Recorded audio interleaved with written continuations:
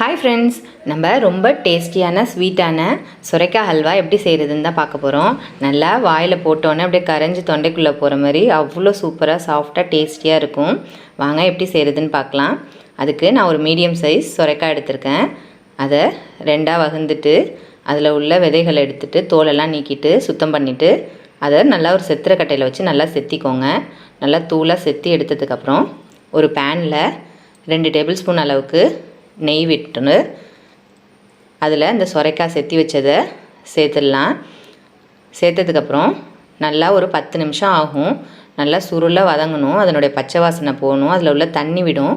அது எல்லாமே நல்லா சுண்டி வர வரைக்கும் நம்ம கொஞ்சம் சிம்மில் வச்சு பொறுமையாக வதக்கி விடலாம். அப்பப்போ கொஞ்சம் கொஞ்சம் ஹையில் மாற்றிட்டு நம்ம வதக்கி விட வேண்டியதான். கரிஞ்சிடாத அளவுக்கு பார்க்கணும், ஏன்னா வாசனை மாறிட்டுனா டேஸ்ட்டு கசந்த மாதிரி ஆகிடும். இப்போ பாருங்கள், நல்லா சுருண்டு வந்துருச்சு.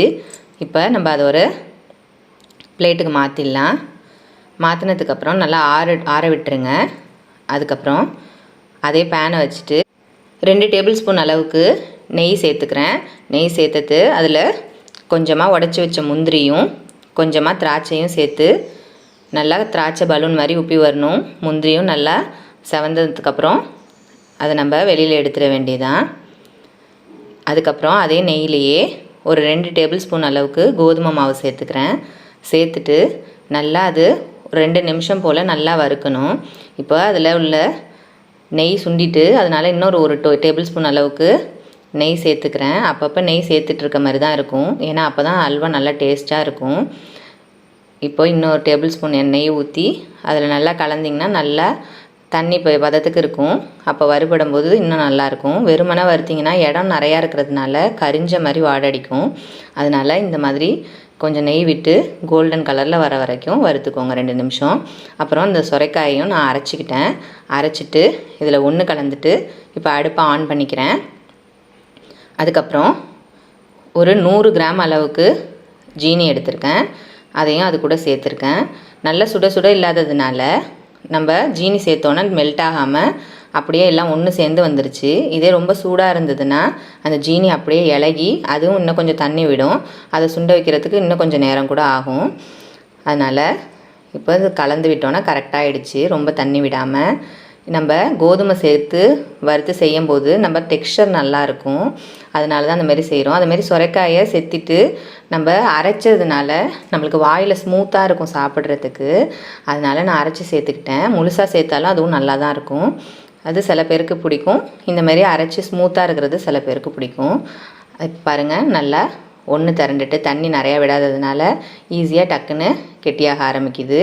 அப்பப்போ நம்ம கொஞ்சம் நெய் விட்டுக்கணும். அப்போ தான் நம்மளுக்கு அது அல்வா நல்லா ஸ்மூத்தாக நல்லா டேஸ்ட்டாக இருக்கும்.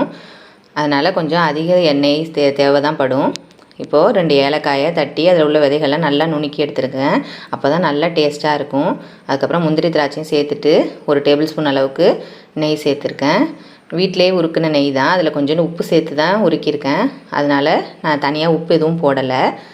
இல்லைன்னா லேசாக உப்பு சேர்த்துக்கோங்க. நீங்கள் அந்த எண்ணெயில் அந்த நெய்யில் வந்து உப்பு இல்லை அப்படிங்கிற பட்சத்தில் நீங்கள் ஒரு துளி உப்பு சேர்த்துக்கிட்டிங்கன்னா நல்லா இனிப்பை எடுத்து காட்டும்.